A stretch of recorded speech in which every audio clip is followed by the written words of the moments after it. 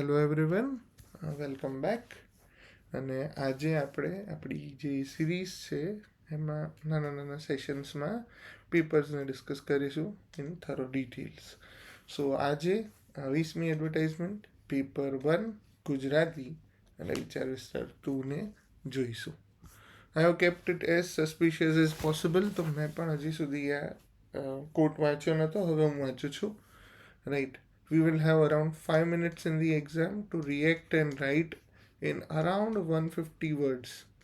જો 150 વર્ડ્સ લખવા ગયા તો તમારું પેપર બાકી રહી જશે. You have to write around 100 to 120 words maximum, કારણ કે તમારે 2 લખવાના છે. Right. So 1 paper will be suffice. 1 page તમે લખી દો એટલું સફિશિયન્ટ રહેશે. બરાબર. એનાથી વધારે લખવાની તમારે જરૂર આઈ થિંક કે નથી. બરાબર. તો તમારે પ્લીઝ એ વાતનું ધ્યાન રાખજો કે ઓવરડુ ના થાય. ઠીક છે, ચલો. કારણ કે દરેક વસ્તુને માર્ક્સ પ્રમાણે લખવી જોઈએ, અધરવાઇઝ પેપર બાકી રહેવાની જે કમ્પ્લેન આવે છે ને, એનું સિમ્પલ રીઝન એ છે કે આપણે માર્ક્સ પ્રમાણે નથી લખતા. રાઈટ. અને એને લીધે આપણને ઘણા બધા ઇસ્યુ ફેસ કરવા પડે છે. ઓકે, ચલો.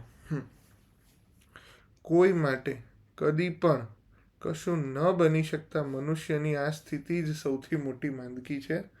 Which is a quote by Mother Teresa. Quite simple, quite straight forward.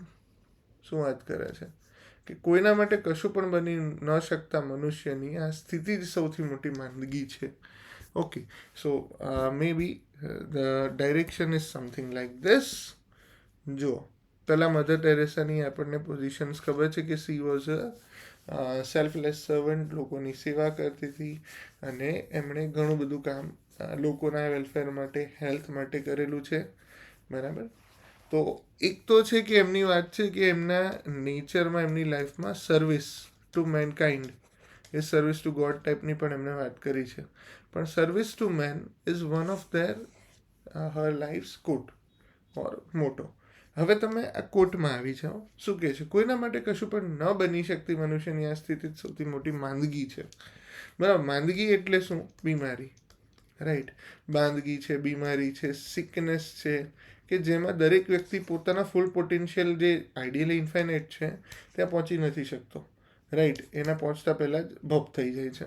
So essentially આપણે ઘણીવાર કહીએ ને, કોઈને હાર્ટની બીમારી છે, કોઈને પ્રેશરની બીમારી છે, કોઈને બીજે કોઈ તાવ, શરદી, ઉધરસ, કોવિડ ઓર મે બી અધર ફિઝિકલ ઇલનેસ. બરાબર. પણ this all are still not that impactful as per the quote of the author. એ શું કહે છે? કોઈના પણ માટે કશું ન બની શકવું. બરાબર. ન બની શકવું એટલે કોઈના પણ માટે કોઈને ફ્રેન્ડની જરૂર છે પણ તમે એ નથી બની શકતા. બરાબર. કોઈને તમારે સપોર્ટ આપવાની જરૂર છે પણ તમે એ સપોર્ટ નથી આપી શકતા.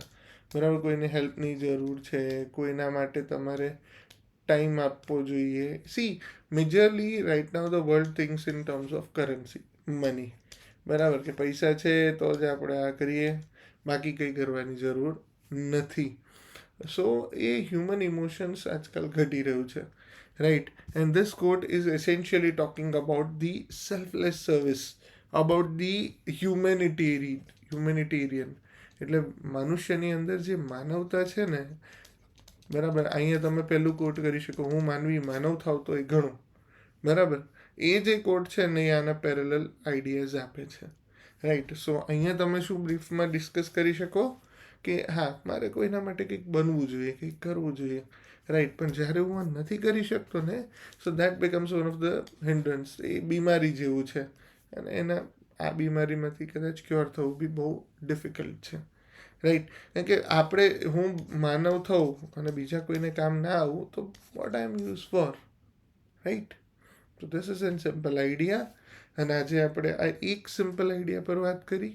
Will keep this today's recording session only the small one. કાલે ફરી મળીએ for one more session. Bye bye. Take care. Keep learning. Keep enjoying.